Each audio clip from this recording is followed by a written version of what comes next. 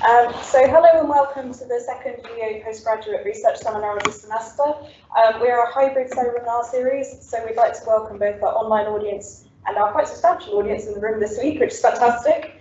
Our speakers who are going to be joining us in person as well tonight, so they will be standing in front of the computer screen, so they're on a recording, but they should be able to gesture to the screen using the mouse, and hopefully both of us will be able to do that, and it should pick up as well. And we'd like to welcome from UEA tonight both of our speakers, Ashley Armstrong and Arrun Thuraisingham, and we're going to be starting off with Ashley. So Ashley is in his third year of his PhD. He's jointly supervised by Joel Halcomb at UEA and Ken Fincham at the University of Kent. Ashley started his studies to MA level under Dr. Thomas Freeman at the University of Essex, and he's funded by the Stephen Smith Scholarship there, and he was studying local parish reports of clerical objects. His PhD thesis examines Churchwardens and the Reformation, circa 1558 to 1610, and this paper comes from the research on his first thesis chapter, which focuses on the role of Churchwardens in enforcing Elizabethan conformity. So I will share Ashley's PowerPoint with us. And Ashley, I'll hand over to you if you stand. Great. Everyone see me? I'm handsome. Okay, good. Thank you for joining me. My paper today is titled The Role of Churchwardens in Enforcing Elizabethan Conformity from the years 1559 to 1571. And I think I should probably start the topic by actually explaining what a churchwarden actually is, in case people don't know, and where do they come from and when was the first one.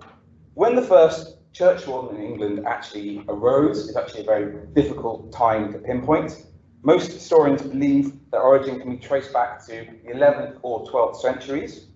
The first record of them existing in an official capacity was actually them being appointed officers of the church by the first canon of the Council of London in 1127. After these centuries, other mentions crop up, growing greater in number and scope, but ultimately, before the period, as you can see here, it is very difficult to trace the origins of churchwardens in the medieval era. Suffice it to say that by 1500 or so, every parish in England possessed a number of churchwardens.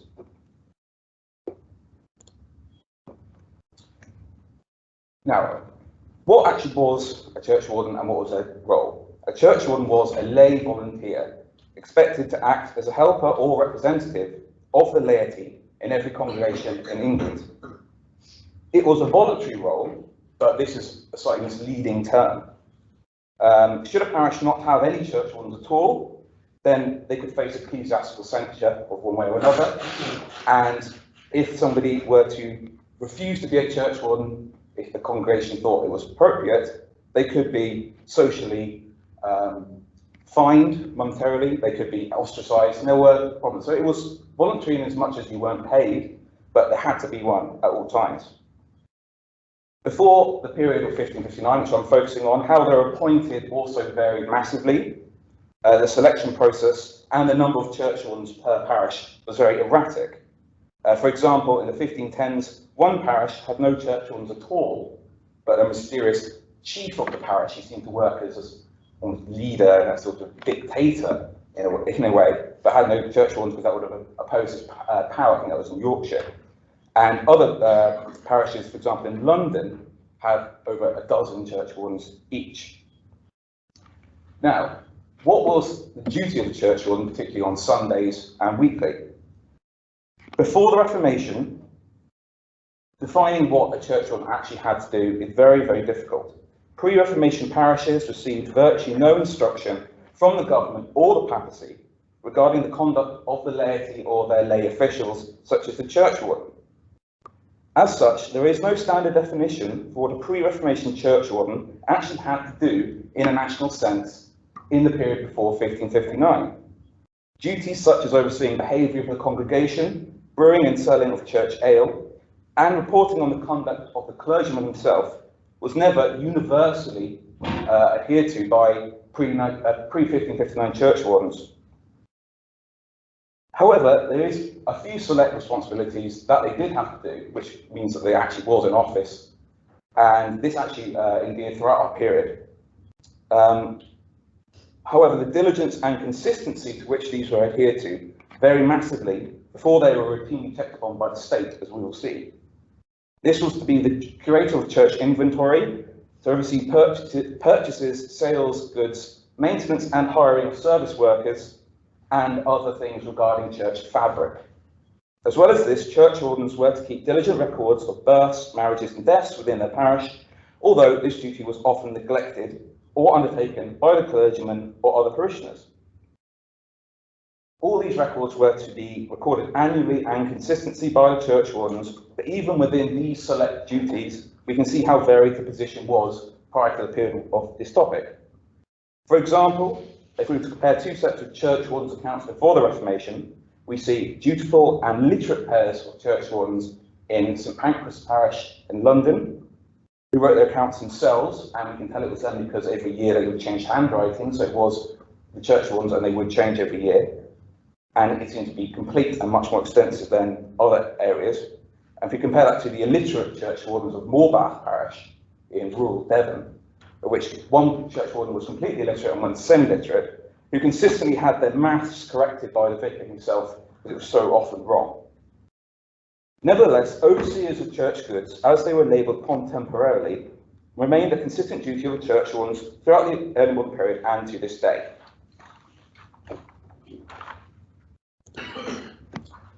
So, what changed in the Reformation? First of all, I want to talk about what is probably the most extensive source we have for early modern parochial history, which is Churchwardens Accounts. And there's an example there, hopefully you can read that. So these Churchwardens Accounts lists survive hundreds of 16th century parishes and can reasonably be said to be the most extensive source of parochial history available to us. However, should you mention Churchwardens Accounts to historians of this period, particularly ecclesiastical historians, it might elicit a groan from even the most fervent local historian. Why is this? In a word, they are very, very boring. There is only so much one can take regarding mending church roofs and selling church ale before one gets jaded. There has been some astounding histories built upon Churchwardens accounts, but generally they rely on what objects remained in the church and what changed during Mary's Reformation, during Elizabeth's Reformation, and other times. For any of these to be worthwhile, they need to be traipsed through for the occasional qualitative anecdote that might be uncovered, or studied in the hundreds to be able to assess changes in clerical inventories throughout the tumult of the Reformation. Of course, these kind of bland numerical lists of revenues and costs do not say who was actually responsible for getting rid of any religious objects during the Reformation from the church, or whether it was actually churchwardens involved at all. So the information assessing what the churchwarden office was is quite limited. The fact that account books are so vast, and there are so many of them that are available to us, is one reason why, and this is not just my opinion because lots of historians have said this, the parish churchwarden is a somewhat neglected office in the grand topic of English Reformation history. However, when we compare what it was to be a churchwarden in, say, the 1520s and the 1600s, we see a complete and utter transformation. The role, previously untouched by the state and a product of centuries of local traditions and community politics, became wholly incorporated into the Elizabethan and Jacobean hierarchies as a hybrid of both church and state, which was their aim. With the majority of the English population encountering and being under the auspices of a churchwarden or his associates at least once a week, it is not hyperbole to say that a churchwarden became the most consistently encountered government official in our period. This process was gradual, possessing of incremental increases in what the churchwardens were instructed to do in a series of injunctions and canons, both as part of nationwide convocals as part of canons, and at ecclesiastical visitations at diocesan or archdeaconry level. Today, we are focusing on the role of churchwardens involved in the earliest years of Elizabeth, from the first great leap into stately officialdom in 1559, and before that overhaul into fully fledged, often inspected weapons of state bureaucracy. Before we talk about what and why the churchwardens were incorporated into Elizabethan state from their erstwhile kind of traditional and community-based politics, it's worth talking about what actually was Elizabethan conformity. A central argument for my thesis is that the incorporation of churchwardens into the centralised bureaucracy was not a mere symptom of the explosion in state litigation in the 1500s. It was, in fact, a deliberate act by successive councillors, bishops, and archbishops to enforce what Elizabeth, James, and their regimes desired more than anything else. What has been termed as conformity. Indeed, the plethora of new duties and responsibilities gifted to the wardens after 1559 during the century of growth all appear to be attempts at that aim alone. Conformity as a concept tells us as much about what was desired as what was not. Assimilation, theologically, ideologically, and spiritually, into a single Anglican religion was not attempted or probably thought possible. What Elizabeth and her councillors desired was the suppression of dissent in the many forms that might take. A historical debate rages as to the extent that, after the split from Rome, the Church of England became assimilated into secular government. Some have even gone as far as to label the Church of England as a branch of government, in the same vein as the judicial or executive.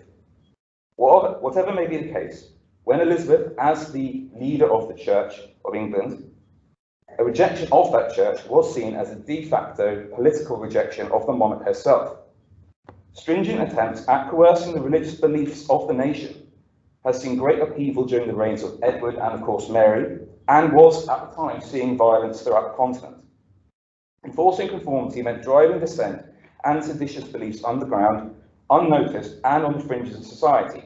In other words, policing outward behaviour, even if their own religious convictions were against official doctrine. And henceforth we go on to what is perhaps the most pertinent and long-lasting duty of the wardens that was introduced in 1559, that is the policing of recusancy. Now, recusancy was, quite simply, non-attendance at church, particularly should it be lengthy or deliberate. Occasionally missing church due to laziness or ill health seldom was counted as recusancy. Recusancy reports from the 1590s suggest that at a minimum, the length of non-attendance to warrant a court summons was 6 months. The first major crackdown on recusancy actually began under Henry VIII and Edward VI. However, were we to read the ecclesiastical visitation reports from their eras, we do not get an impression of any sort of mass resentment for non-attendance. This is likely due to the nature of the offence for recusancy. The worst punishment possible for recusants before Elizabeth I was excommunication. And of course, several problems arise from this, some obvious, some not so obvious. Firstly, there would have been a tremendous difficulty to enforce this punishment by ordinary clergymen and parishioners. Without guidance from higher echelons from the church, as with regular excommunication, denial of all ecclesiastical rights at the parish level was a novel and confusing concept.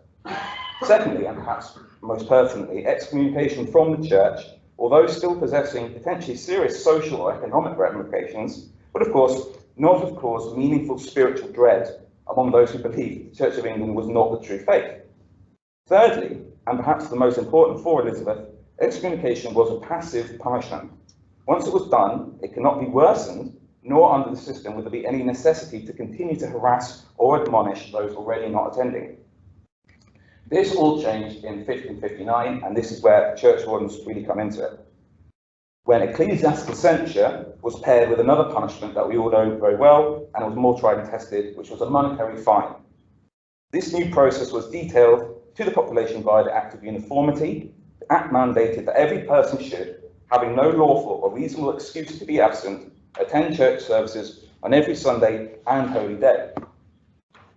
Now, this duty, that is, collecting fines for recusancy, was the first example we encounter of churchwardens being granted a duty that is unmistakably theirs. In the eyes of the church, and of course being regularly checked upon by visitational and consistory courts, it is the office of churchwarden, and not miscellaneous parish notables, who were to oversee this first line of defence against recusancy and therefore conformity.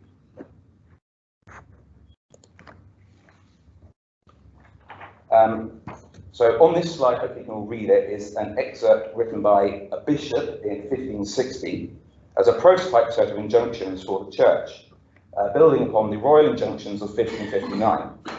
Although the author cannot be known for certain, it is theorised to be written by Archbishop Parker or Bishop Parkhurst of Norwich. Considering they are used in many subsequent visitations by Parkhurst, it is likely that he was at least partially involved. Now, as you can see, 8 duties are now unmistakably under the remit of churchwardens. Literally, there's a heading in the article sent to every parish in the province saying for the duty of churchwardens.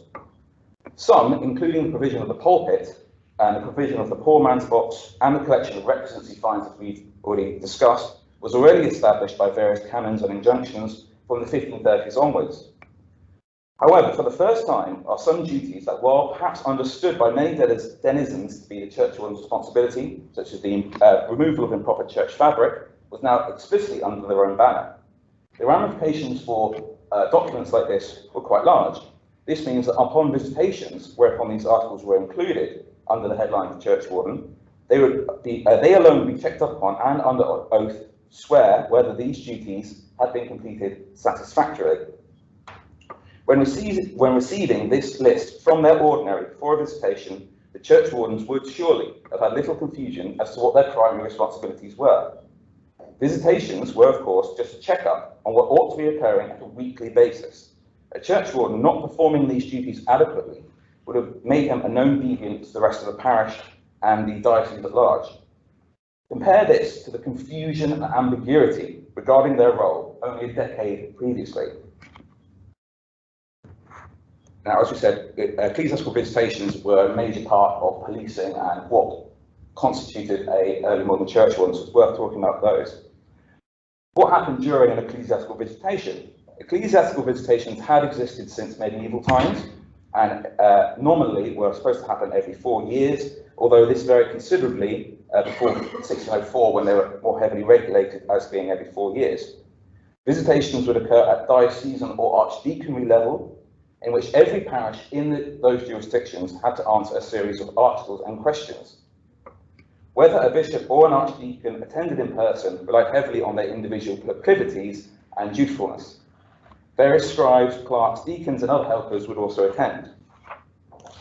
As I said, a series of questions or articles would be delivered to every parish to be answered in writing and then delivered in person towards that session's visitation court. Normally, even before 1559, this was provisionally expected to be the duty of the churchwarden to report all breaches of articles, whether by parishioners or the clergyman. However, particularly before 1571, this was often an assortment of notable parishioners who swore this oath, not necessarily just the churchwardens, although they might have been included. Visitations are excellent sources to judge the changes that happened to churchwardens' offices in our period, both in the answers to the set questions and the questions themselves. Indeed, a useful way to interpret ecclesiastical royal injunctions during the Elizabethan and Jacobean reign is to view them as an unalterable base for which the subsequent visitation articles can expand upon, as long as none of the original injunctions, say for the ones in 1559, in the Act of Uniformity and Supremacy, were directly counteracted. Each time a new set of royally sanctioned, nationally focused ecclesiastical articles is produced, whether it be the injunctions of 1571 or 1604, by principle, they would then form the fundamental vision for the religious culture that would be enforced by visitations, consistory courts, and the day-to-day work of ecclesiastical officers such as the churchwardens.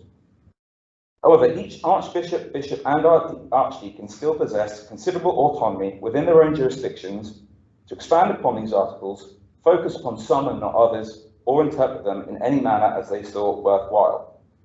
Hence, visitation articles, as you can see the opening spiel there, throughout the Elizabethan and Jacobean periods, gives us a tremendous insight into both the issues seen as pertinent within a certain year and certain area, as well as the strategy used to combat religious difficulties going forward.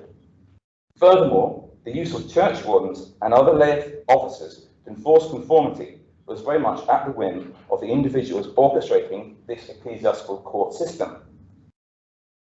The various visitations that occurred throughout our period demonstrate both the increasing responsibilities of the churchwarden and considerable leeway each ordinary had in their use.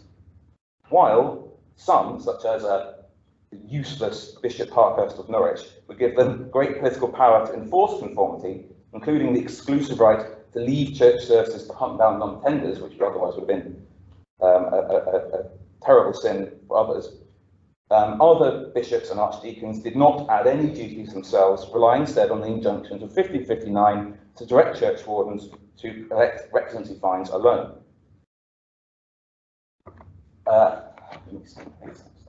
Next one. As you can see on the screen, answering visitation articles was a serious spiritual endeavour for the churchwardens, and religious punishments for non-compliance could be harsh or indeed embarrassing. A later visitation of York in 1567 saw quite a tumult when, upon their court hearings, upon long debating and deliberate hearings of a case involving 9 men who were probably successive churchwardens, regarding their retention of popish objects in church, they were sentenced to stand aloft in church in silent repentance, gazing down on the congregation every Sunday for an entire year.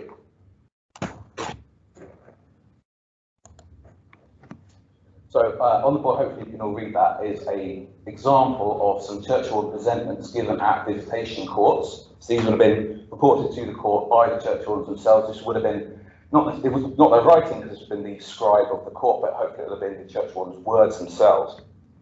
And this can be seen as a culmination of all the tumult in the responsibility of the warden that occurred in such a little time, after today being only 12 years.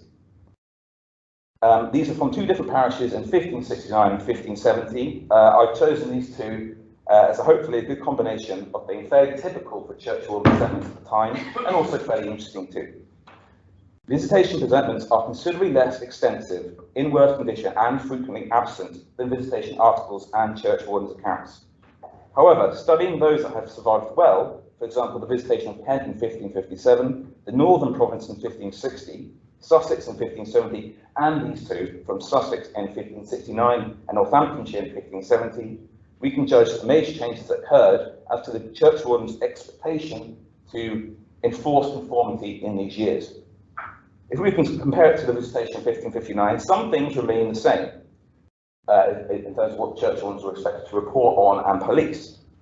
This included checking and, if necessary, chastising other churchwardens for not keeping sufficient records of church inventory, marriages, births and deaths, that occurs throughout all these pieces, as well as sexual crimes, which in this time was under the auspice of ecclesiastical courts rather than secular courts, defaults regarding adultery, bastard children and other forms of fornication continue to be reported by the churchwardens. The only change in this is that, unlike in Mary's reign, married vicars are not to be reported on. Improper or superstitious objects and practices are flagged up, and the churchwardens do not feel ashamed or frightened to indict the vicar himself for supposed heresy or adultery. Indeed, the longer our period goes on, and the more the office of churchwarden itself grew in influence, rather than relying on the social power of each individual churchwarden, the more that the churchwardens appear to be comfortable to challenge the authority of the vicar himself in the parish. However, there is one major difference between these presentment reports and the ones that we can see even 10 or 20 years earlier. In 1559, presentments for chronic non-attendance at church were seldom. They became more and more prevalent as our period progresses, and this duty becomes more embedded in the consciousness of incumbent wardens.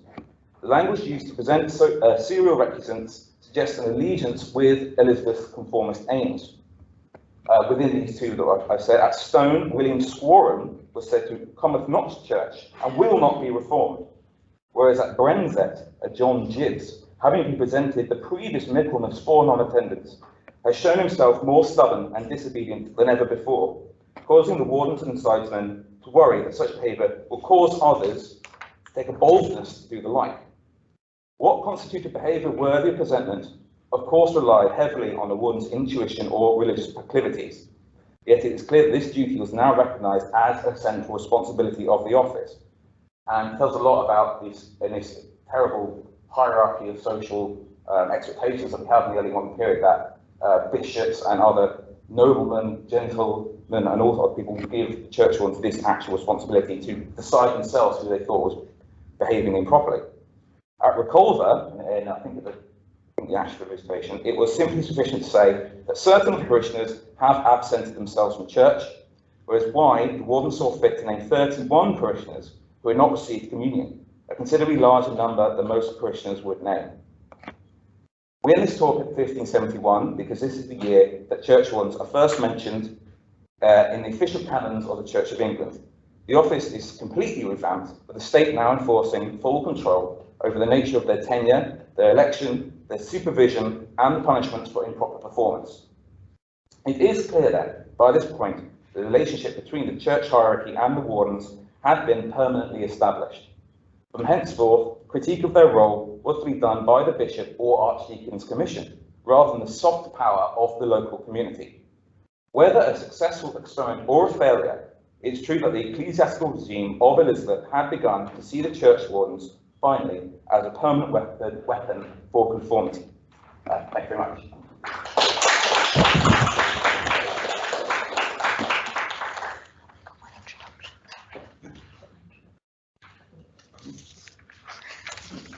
Thank you so much, actually, and for giving like a really colourful insight, I think, into a sort of official role in the church we've probably all heard of, but one in which seems so much more supremely powerful, I think, than we probably all thought. I quite like this idea of a sort of all-powerful church truancy officer. I think it's really interesting.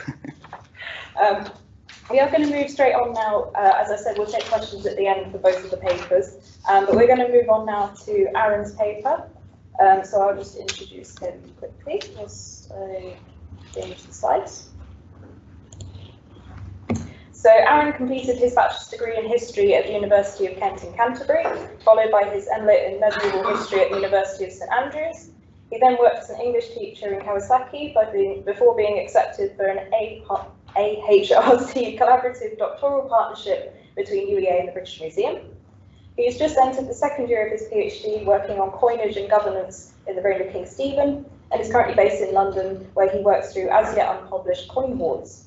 His research interests include numismatics, insular history, and devotional art. So, Arrun, I will pass it to you. Thank you very much. Hello, everyone. As you have no doubt seen, I am going to be speaking about something medieval this evening. More specifically, I am going to be speaking about the reign of this man, Stephen of Blois, or Stephen, King of the English, who reigned from 1135 to 1154. Stephen's an interesting man. Before he was king, he was one of the most powerful men in England. He was a nephew of then King Henry I and a grandson of William the Conqueror. When he became king, by all accounts, he was generous, personable, and well-liked. Nevertheless, the defining feature of Stephen's reign is his extended conflict with this woman, Matilda, Empress Matilda, daughter of King Henry I, who had been married to Holy Roman Emperor Heinrich IV, which is where she gained her imperial title. By the time of our story, Matilda was a widower and remarried to Geoffrey, Count of Anjou, although still styled herself Empress. Now, the root of the conflict between these two people is that Henry I wanted Matilda to succeed him after he died, but when he finally did die in 1135, it turned out the nobility of the kingdom largely didn't want her to rule. Matilda was supported by her husband Geoffrey, but Stephen was able to gain more support, nip across the channel, and have himself crowned king, instead essentially presenting Matilda with a fait accompli. I'm intentionally not getting too much into the nitty-gritty on this for time reasons, but suffice to say, Stephen faced several major challenges fairly swiftly after becoming king, including an invasion from David I of Scotland, a rebellion from several indigenous princes in Wales, and rebellions from his own barons in England. Matilda was able to exploit this. By 1139, she had landed in England with a small group of followers and was building her own rival base of power in the west, where her court was based in Bristol and her supporters were strongest. This period of conflict in Stephen's reign has come to be known as the Anarchy, and traditional historiography emphasised the lawlessness, violence, and general chaos of the period, where supposedly everyone's out for themselves and it's all a bit Game of Thrones. If I could just quote R.P. Mack to give you an idea of the tone of this, he said, "It was at this time that many barons raised their own little armies, fortified their castles, and joined in the struggle purely for selfish reasons, often plundering their neighbours and supporting whichever side they thought was winning. Many towns and villages suffered heavily, and there was much brutality." Now, modern scholars weren't just making this up from nothing. We have contemporary references to widespread violence, such as this one from the Gesta Stephani, which is talking about the conduct of Flemish mercenaries in Stephen's employ. That's the mercenaries, they were affected neither by bowels of compassion nor by feelings of human pity over suffering so many and so great, but everywhere in the castles they conspired with one mind to commit crime and outrage, were unceasingly occupied in pillaging the goods of the poor, devoted all the zeal of their hearts to encouraging hostility on both sides, and murdering men in every quarter. That's lovely. Both sides would make use of mercenaries, incidentally, and exactly how these mercenaries were paid is something very pertinent to my studies. But anyway, Stephen and Matilda and their mutual supporters would continue to make war on one another, but neither side was able to decisively gain victory over the other. Matilda did come tantalizingly close to victory after Stephen was captured at the Battle of Lincoln in 1141, but she had a pretty swift reversal of fortune that same year. Her brother was captured and she was forced to release Stephen in exchange. After which, things effectively reached a stalemate. Eventually, Henry, Bishop of Winchester, who was Stephen's brother, but also supported Matilda after Stephen's capture, which was a bit awkward, he spearheaded a negotiated peace along with other great churchmen in 1153. This initial agreement is known as the Treaty of Wallingford, swiftly followed by the Treaty of Westminster. As part of this agreement, Stephen remained king, but he accepted that Matilda's son, Henry of Anjou, would succeed him rather than his own son, Eustace of Boulogne. Eustace helped this deal along by dying fairly swiftly after the initial agreement, and Stephen was not far behind it, passing away in October of 1154. So Henry of Anjou became Henry II, Matilda enjoyed a respectful and prosperous retirement in Normandy, and modern historians at this point stop talking about Norman England and start talking about Angevin England. So that's an ultra-quick and regrettably Anglo-centric summary of Stephen's reign. My own work is a collaborative project between the University of East Anglia and the British Museum, and my research focuses on coinage in the reign of Stephen. I am going to be looking at the physical qualities of these coins, things like designs, weight, where they're found. I'm also going to be looking at the role of coinage in society at the time. Who was using it? In what ways was it being used? What was its place in systems of government?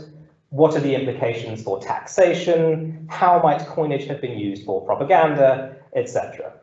And I'm hoping to do what has not really been done before, which is, at least not for Stephen's reign, and that's bridge the gap between numismatic scholarship on the one hand, which is often overly focused on technical details, and historical scholarship on the other, which is usually very good at engaging with written sources, but doesn't always know what to do when presented with numismatic evidence. What also makes this particularly exciting is that I'll be working with several unpublished hoards from Stephen's reign that are currently sitting in the BM Coins and Medals department.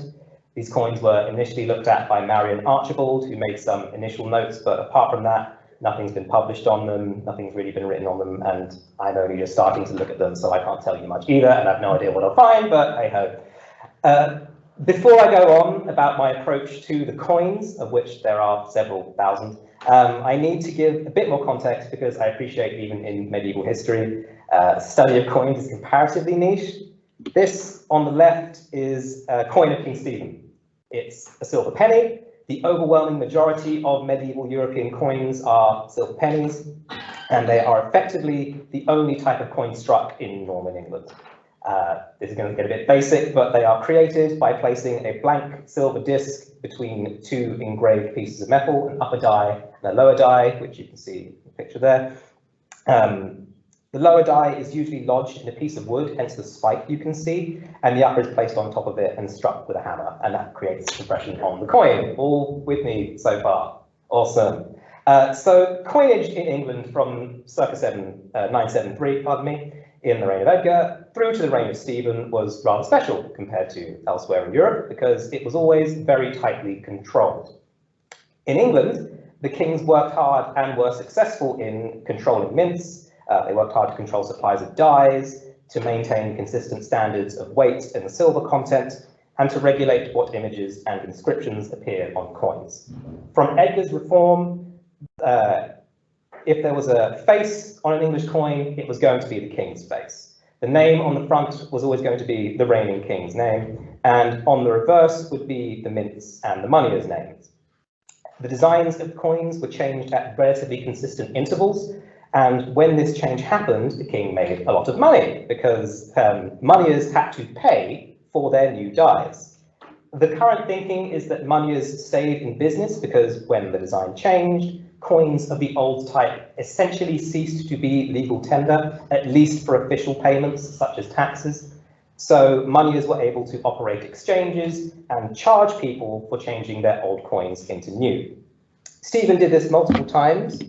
For example, here is Stephen's Type 1, his first major issue, and here's his Type 7, his last, although not necessarily his 7th, it's a bit complicated. When numismatists talk about a new type, basically they just mean a substantial change in design. This whole process of changing type is known as the Renovation Monetary in scholarship. Exactly how it functioned or changed over the centuries is still being debated. And if you're interested, I encourage you to read up on it in your own time. Rory Naismith, in particular, is doing some very interesting scholarship on this. This system of control was standard in England, but it was not elsewhere in Europe. In, for example, the Holy Roman Empire, the emperors gave the right to issue coin to local magnates. You can see this coin of Duke Heinrich of Bavaria, for example. Coinage was also less regulated in France following the collapse of the Carolingian Empire. Certainly in the south, rather than the king charging fees for centrally produced dies, there appears to have been a practice where effectively local magnates would charge urban communities a fee to not change the type. And one school of thought is that this is effectively a form of blackmail against sabotaging your own economy. In practice, this meant that within a single kingdom, there was a wide variety of different local deniers, or whatever the name would be, which were perceived as having different values. What makes this all relevant to my research is that in Stephen's reign, we see an emergence of this mainland European practice in England for the first time, effectively. Matilda, of course, issued her own coinage where she used the title Empress and possibly also King, although I'm a bit leery of that myself. King David of Scotland begins issuing coinage in his own name at this time. It's the first Scottish national coinage. But these are both monarchs, and it's not that strange for them to issue coins. But we also begin to see coins in the name of Matilda's half-brother, Robert Earl of Gloucester. There are coins of Patrick Earl of Salisbury. There's Robert de Stuteville in York. And there's a Bishop Henry, who may be Henry of Winchester. There are coins in Stephen's name that are made from, let's say, inexpert local dies. There's coins that use Stephen's dies that appear to have been defaced or modified in some way. There are also coins in Stephen's name, but where the moneyer has for some reason chosen to obscure their own name. And there's the mysterious Periwick coinage, which was produced in some numbers, but nobody today can quite figure out the meaning of. I'm just scratching the surface here for time again, but the point is this is really an unprecedented explosion of designs, and it is indicative of perhaps a breakdown, but certainly a major change in the way coins were produced and used in England at this time. The question I am trying to answer is, what does all of this mean? And if we take the traditional view of anarchy, then this is evidence of the breakdown in social order, which we see described in Chronicles. The aristocrats involved are money-grubbing opportunists looking to control coin production and take the associated revenues for themselves. It's at this point I'll mention a rather fun quote about Robert of Gloucester from the Gesta Stephani, where Henry of Anjou asks Robert for financial aid, and Robert is, pardon my Latin, suis saculus avide incumbens, greedily leaning on his money bags. Anyway, not all historians buy into this idea of anarchy, or at least don't think the disturbance caused by the war was that bad. People like Kenji Yoshitake, for example, raise evidence of continuity of institutions like the Exchequer in Stephen's reign. I'd also like to bring up a quote from William of Malmesbury at this point, who said this of Matilda after she had been widowed and Henry I was trying to get her back to England. The Empress was reluctant to go back because she was used to the land which she had received for her dowry and had many possessions there. This is referring to her lands in the Empire, of course, Certainly Matilda was politically active for the duration of her marriage to Heinrich. You probably all know that medieval queens were never just these passive observers. She witnessed charters, she had a political education, she had her own lands to manage, and what's relevant for our purposes is that Matilda was familiar with imperial forms of governance, and we could assume methods of delegating coin production to imperial subjects. Stephen, of course, as Count of Mortain, would have been familiar with French practice as well. So it may be that what we are seeing in England during Stephen's reign is the introduction of mainland European practice rather than an anarchic collapse. And the question of anarchy and to what extent that's an appropriate term, it's one that's been debated back and forth, but it's not one I found particularly interesting, which might be a bit blasphemous, but the more I read, the more I feel it's a kind of millstone around the discourse in Stephen's reign, and if we move that question to one side, we can get into what's perhaps more useful analysis.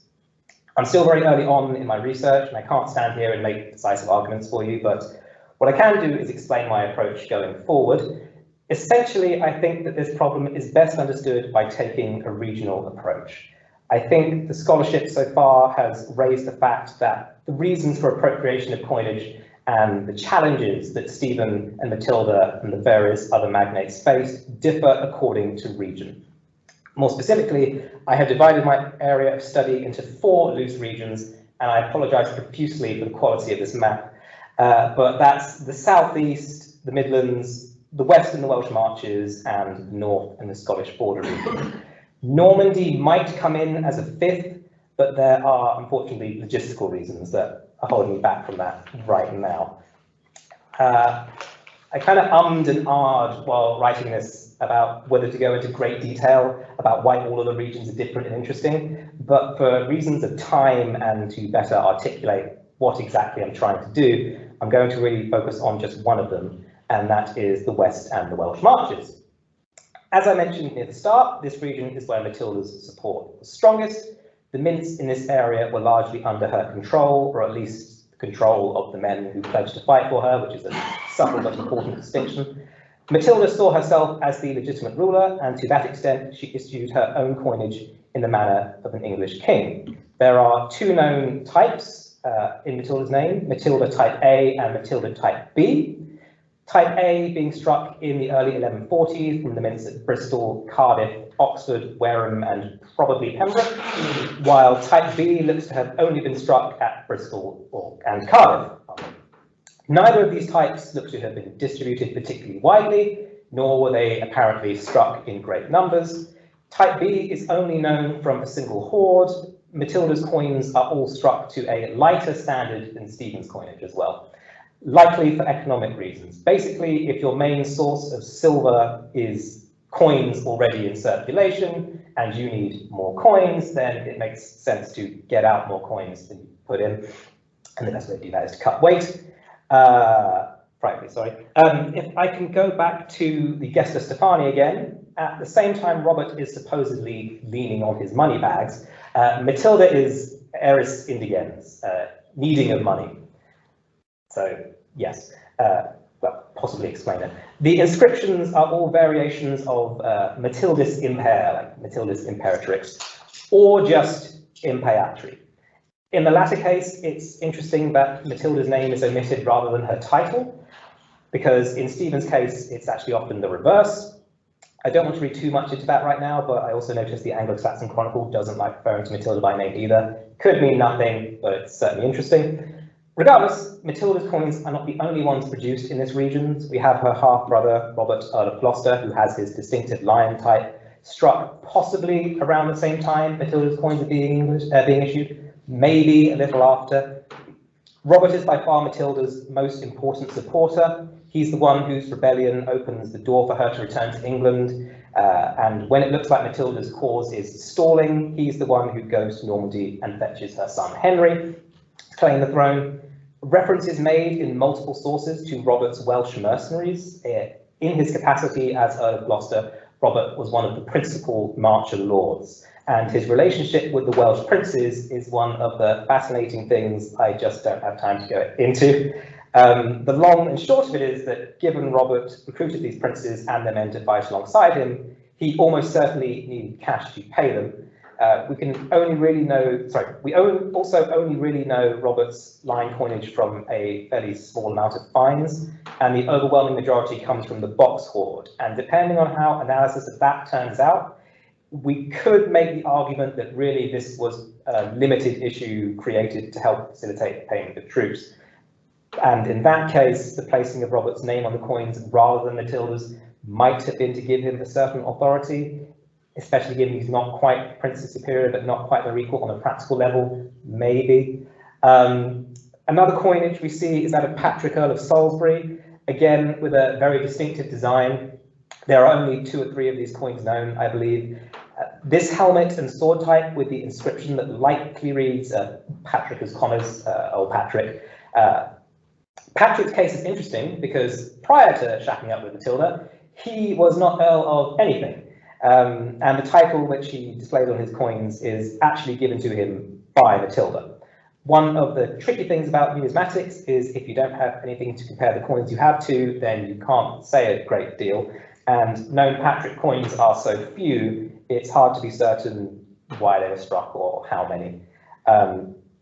We know that they were found around Salisbury, so the connection with Earl Patrick is most likely. We know that the reverse is actually imitating Henry I's final type, his type 15, which could be some sort of political statement, or it may be that Henry's type 15 was a very well-trusted coinage, or it could just be those were the only dies available. For whatever reason, when taken with the Robert coins, we begin to see some similarities. Namely, the designs are, at least in my opinion, explicitly non-regnal. Royal titles are removed, things like fleured crowns are removed, the imagery seems to be derived from baronial seals. They do not appear to have circulated, very far from the areas they were minted, and they do not seem to have been issued in particularly large numbers. Given her imperial background, it may be Matilda was quite comfortable with sharing this royal prerogative of issuing coinage, and that Patrick and Robert's issues were a sort of boon she gave, perhaps to secure loyalty. It may also be that the coins served some practical need, and that Robert and Patrick were levying taxes on the areas they controlled and wanted to be paid in coin that they also controlled. The Anglo-Saxon Chronicle hints that something like this is happening, saying, "Every powerful man built his castles and held them against him," that's Stephen, "and they filled the country full of castles. They oppressed the wretched people of the country severely with castle building," and the interesting bit, "they levied taxes on villages every so often and called it protection money." Now,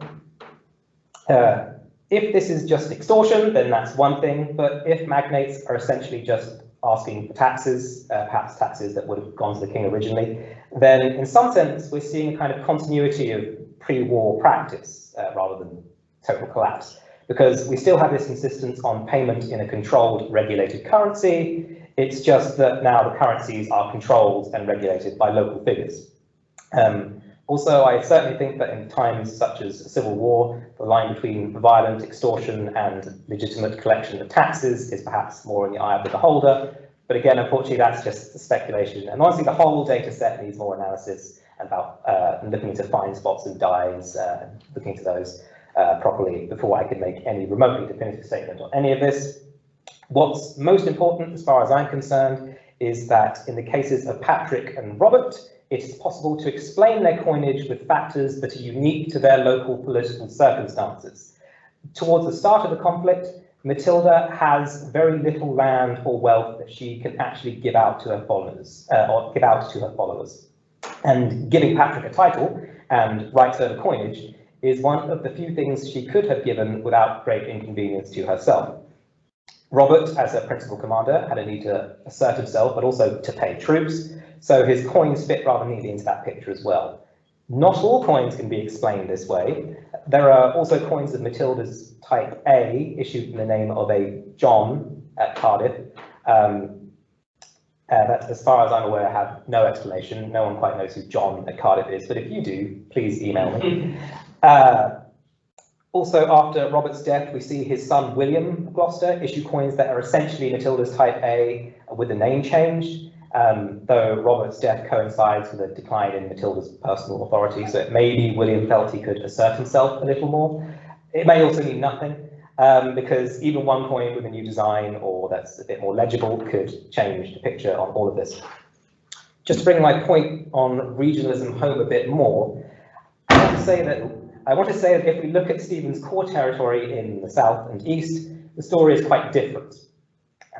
Initially, in East Anglia, very early on, there is a rebellion under Hugh Bigot, who Stephen manages to subdue, and at some point during this rebellion, we see these Stephen coins struck from erased dies. Nothing in Hugh's name, and the erased coins stop after Stephen has resecured the area. After that, business is normal. Stephen maintains a strong, consistent coinage from London dies that is exclusively his, to the standard he maintained prior to the war.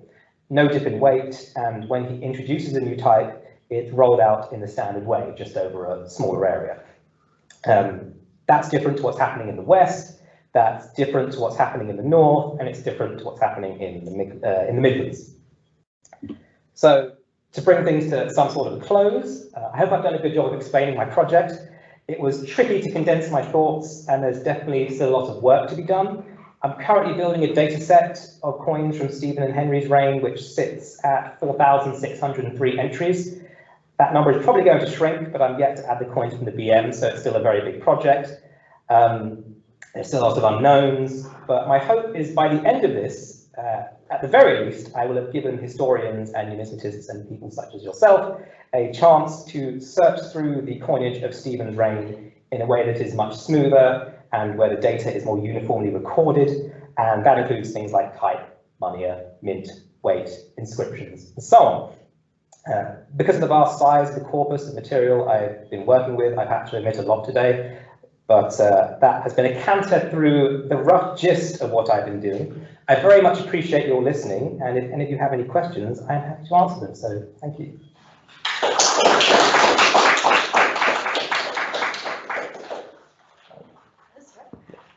Thank you so much for that, Arrun, and for, I guess, sort of showing us the incredible array of different designs that take so much deciphering by us today, but would have been presumably quite familiar to the people using them. So yeah, it's a really interesting introduction to your project. Thank you for that. We are going to take questions for both of our papers now, so if I can invite both speakers to come back up to the front. The way in which I'm hoping we're going to be able to make this work is if we have Ashley and Arrun stand roughly here, and therefore your answers will be picked up well on the recording. I will open the chat box for our online group if you want to contribute as well. That would be fantastic. I'll let you stand. As I said, last time we did this, the questions in the room were picked up on the recording. If I can encourage you to speak really loudly and clearly, that will definitely help. Beyond that, I think we have a question at the front. Yeah, thank you. Thank you both, very interesting. I have a question for Arrun. I was wondering, do contemporary documents, when they discuss prices, do they make any distinctions between the various coins that are being used? Or does the same price apply to all different kinds of coins that are around? Not in England, certainly. In France, I believe so, yes. Like, for example, they might say we want this much in Parisian rather than this much in something from Aquitaine. But no, it's obviously there aren't tremendous amount of documents from the war. But short answer, not in England, yes, on the continent. Sometimes. Jared. So I have a question for Ashley, and it was a great talk, and what I found really interesting actually was how supposedly the state was really trying to bring themselves into this existing structure of the Churchwarden. Yeah. And what I kind of saw the Churchwarden being almost kind of stay-at-home inquisitors. And what I want to check or ask about is, what kind of resistance we see amongst the local communities to the roles of these churchwardens in kind of spying and informing on their own parishioners? Yes, well, that's a really good question, and basically it very much varies by region. So, of course, because the churchwardens were appointed and elected by their own parishioners, it does seem to come about that if a certain congregation, certain community was so inclined, so religiously about if they were Puritan, if they were Papist, they would often elect the churchwardens that they wanted. But you do get the odd occasion where a churchwarden generally dobs in the entirety of their own parish, their clergymen, and things like that. And so I think there was of course a lot of resistance to it, but I think we've seen in our period just a huge explosion in the kind of influence of the office itself, in that we can see churchwardens being disrespected. They are often disparaged in court records. A lot of MPs say that they're useless.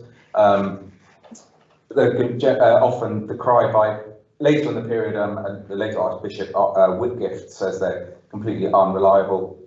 But I think as the period goes on, actually they have that kind of defence against the kind of thing you're talking about, where they can actually say, because they get their instructions from the state, that they can fight against accusations that they're spying and that kind of thing. But yeah, as I said at the end, whether they worked as good spies or whether they collaborated and it all relied on cooperation is a really good question. It's something I hope to answer later in the thesis, but yeah. Thanks. I guess it's interesting thinking of Lorenzo's question for Aaron. I have a question for Ashley too, but just come to thinking about Lorenzo's comment to Aaron. Aaron, you were talking about how this a different kind of mindset about issuing of coins that you suggested could be there with Matilda and Stephen because of their experience either in Normandy or in Germany. But what's interesting in light of that is, I wonder if, it's interesting thinking about these different mindsets, but I guess, of course, they won't recognize each other's coins as being legitimate, but it still seems like there's a case that they're not talking about different denominations in different ways, really, coinages with different values, that there still may be a different mindset here, that, as if there is one English penny. But even, we won't talk about the fact that there's now many with some that may have different ways. So I just kind of wondered, thinking in light of Lorenzo's question here, whether this is something where you've noted some changes, but also some persistent mindsets that you wouldn't acknowledge, say, Parisian coinage or Toulouse coinage or whatever in that way. So I'll come to Ashley in a second, but yeah, I just wonder if you hit on something quite interesting. I think it is interesting. So just an extra bit of context. What happens after the part of the peace deal is that they agree to basically hit reset on the coinage thing. It's like, we're not doing this anymore. We're going to go back to the way it was before the war. Stephen introduces type 7, and type 7 is the first national coinage again. We're like, okay, all the other stuff doesn't count, even Stephen's old stuff doesn't count. We're hitting the reset. Shortly after that, we get into what's called immobilized coinage, whereas the designs or the types don't change at all, which is more like what's happening elsewhere in Europe at that point. But it's curious to see where else it could have gone, where, this kind of system that's happening more like what's happening on the mainland, where you have the English penny, but there's like English pennies from Norwich and there's English pennies from Bristol. I don't know what it means, but it's fascinating. Because it happened so quickly, unfortunately, it's hard to know exactly what they thought. But the fact that they want to hit reset on it suggests they didn't like it. Yes. Yeah, thanks. I wanted to ask Ashley something too, but whenever I see this type of stuff, it always, in some ways, you have the stomach for it because it all just seems so nasty once you start looking at it. But all these people, checking up on each other. But I kind of wanted to get in on that. In some ways it's a simple question, but I'll do the simple question and then some of the other things that were going around it. Are wardens paid, and how? And just to go on with that too, because it's one thing, I can see it as a position, which it seems like you're not saying it is anymore, a position of great respect in the community, or that the leaders necessarily, the notables, take on for free. And if they are, thinking about how the money goes around, what's the role of the wardens in a kind of a negotiation between Crown and community as well too? In what way are the wardens, how is the relationship between wardens and community? How does that evolve in terms of them being part of it or not part of it? And how does pay fit into that? Well, the first thing to say is that they're never paid. But it's really hard. I try to say in the piece, it's not voluntary in the way that you think, because it very much varies from parish to parish, but every parish is expected to have at least one churchwarden. And who was expected to be that churchwarden could vary massively. For example, there are parishes where they think a man, it's his turn to be a churchwarden and he just won't do it. And they actually present him to the courts and he gets fined himself for refusing to be a churchwarden. So they're never paid in that sense, but also there are heavy punishments for not doing it or not doing it well. They're very much checked up on. It's very much not a, when you say voluntary, you kind of think, oh, they can kind of, do what they like, sort of, but it's very much not. It's very much cracked down upon by the state, and increasingly so. But again, they weren't ever actually paid. But in terms of what you said about the community, I think that's really interesting. I think that changes so much. What I tried to convey is that before 1559, and when they were incorporated in, basically, what a churchwarden was whatever parish thought was necessary, until suddenly they were getting, you can kind of imagine it, you're just an ordinary man, a churchwarden, your dad might have been one 20 years ago, and suddenly you're getting a letter from the bishop himself, who you've never met, to you, telling you what to do, whereas 5 years previously you wouldn't have had that. And that, I think, it's actually an intention by the Elizabethan state to reduce the power of the community, because I think they see the community as dangerous. If communities are in any way autonomous, but it could lead to sedition, and we do see various areas of the country erupt into, there's areas of Lancashire which remains popish, there's areas of East Anglia that remain Puritan in the 1590s, and basically, it's almost like a little republic, and so they're kind of cracking down on that. Just very quickly, a really interesting thing was a bit after period is that if you were to collect the fines themselves were to be collected and then put in a poor box to be distributed to the poor, so the fines went to the state until 1604 when they were to the state, and so the churchwardens actually, they themselves lose that opportunity to try and give the money back in the way that they think. So I think it's a state against the community rather than working with the community. It just only adds to my impression that the second half of the 16th century is incredibly nasty, yes. But it's very fascinating. Yeah. Thank you. Lorenzo? Sorry, to follow up, sorry, everyone stealing the question time, please feel free to interrupt me or intervene as you wish, but go back to Ashley. Thank you again for the paper, and continue with Arrun said. I was wondering, on a bibliographical note, are you familiar with Ian Forrest's book, Trustworthy Men? No.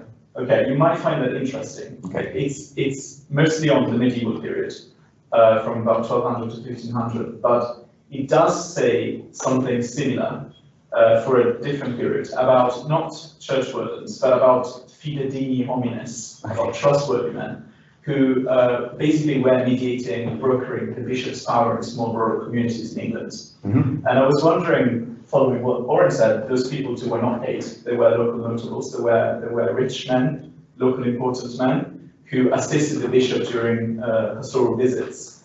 And basically, whenever there was a matter, they would bring it to the attention of the bishop, but the consequence of that was that they basically continued local inequalities. Because bishops' attention on what was going on went through kind of unequal local dynamics of power.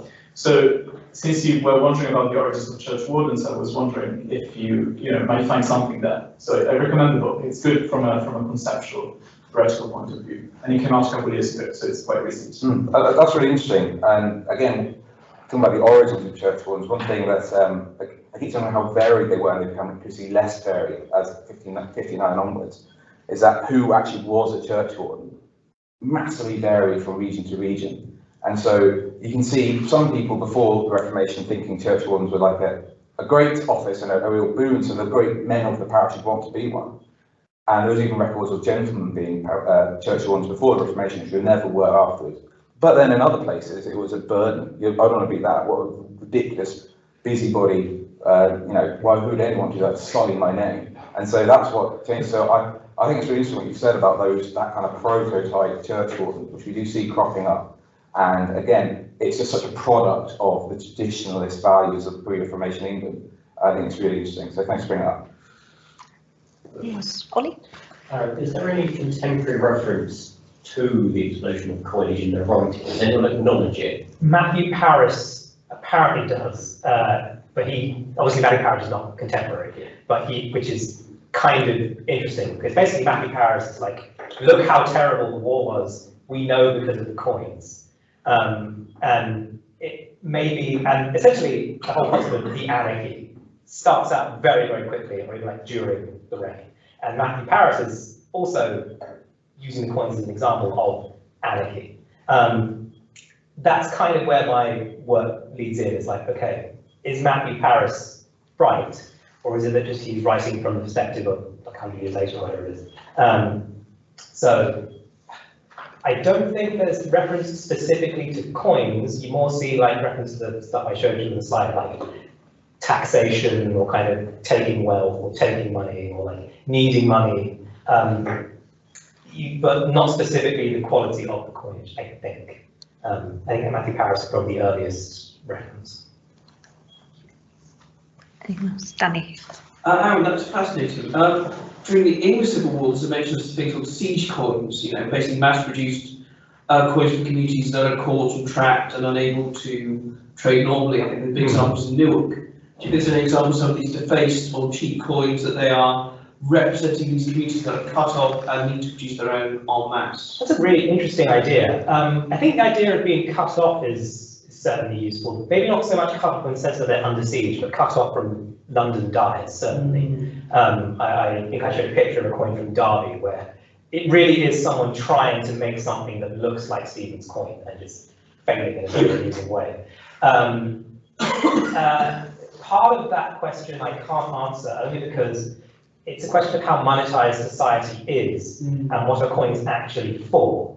If coins are really only for a fairly limited selection of payments, for example, taxes and soldiers, then it's unlikely that the city is going to go, oh, we're under siege, but we still need money.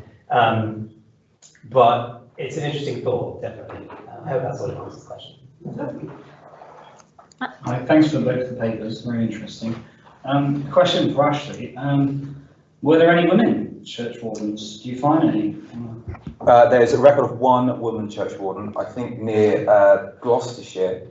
But unfortunately, the only record of that is just that it was a woman, we know her name, we know nothing else, which is very, very annoying because it brings up so many questions about and so many interesting topics. But unfortunately, that's the only evidence we have in any period of, until much later, of a woman churchwarden. But it does appear to be almost always men. But going forward, why I think after 1604 and particularly after the Civil War, the office of churchwarden declines when this kind of the idea of conformity also becomes muddled and is not a pertinent topic for the state. We see the vestry emerge as a political entity in the parish, which is a vestry is just a side room of the church, but it becomes sort of a parish council, and they can have a lot of political and spiritual responsibilities, and they were often included and were dominated by women, and we see that particularly after about after the Civil War really, but slightly before as well. So there are some early records of that. So yeah. I was also going to say, during the period you're covering, do you see a general difference in the type of person who starts wanting to be a churchwarden? Is there kind of a type of character, I suppose, which starts to come through more? I think so. The wealth of who wants to be a churchwarden, I think, slowly increases as the period goes on. They were never the richest members of any parish, but they would be what's known as the upper echelons of the middling sort. So they might be an artisan, a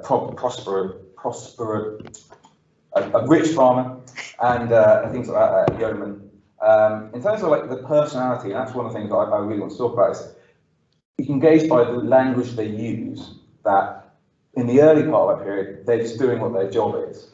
You have to report people who don't go to church. You have to report if there's an altar still in the church. You have to report if someone's committed adultery, things like that. And they'll go, yeah, this guy. And the more you go on, the more they will actually use real passionate language. This man is a notorious recusant, a notorious heretic, that kind of thing.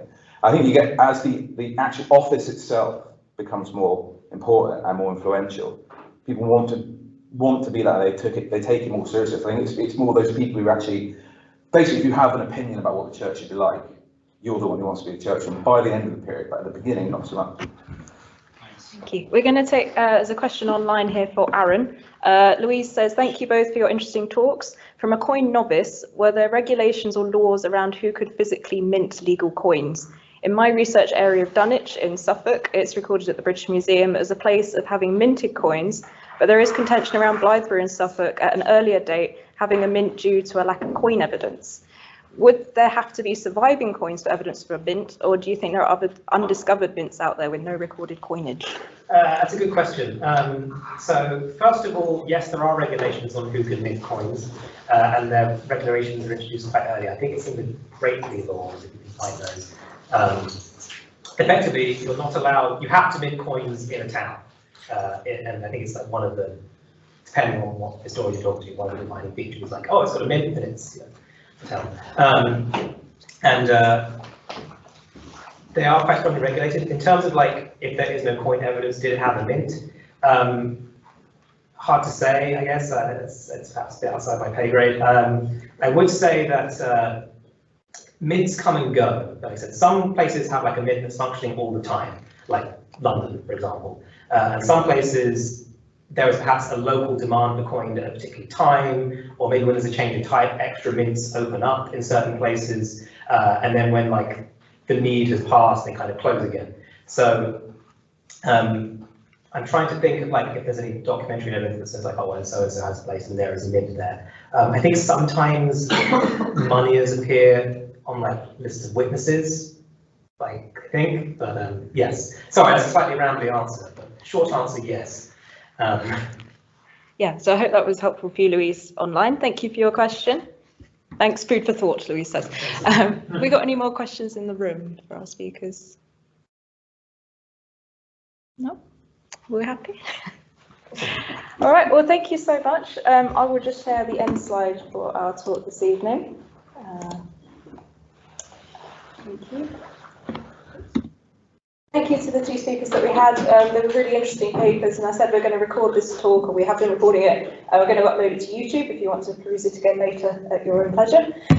We are taking a break from the seminar series next week, but we'd like to welcome you back on the 24th of November, where we have two previous UEA alumni who have now gone on to do PhDs elsewhere in the country. They will be speaking in person. We've got Arrun Thuraisingham from the University of Leicester doing prisoners of war in England, Ireland and Wales during the British Civil Wars. And Lucy Morgan from the University of Sheffield is looking at widowers' bachelors in early modern England. So we hope you can come and join us same time, same place, online or in person on Wednesday the 24th of November. So thank you ever so much for coming, and thank you again to our speakers.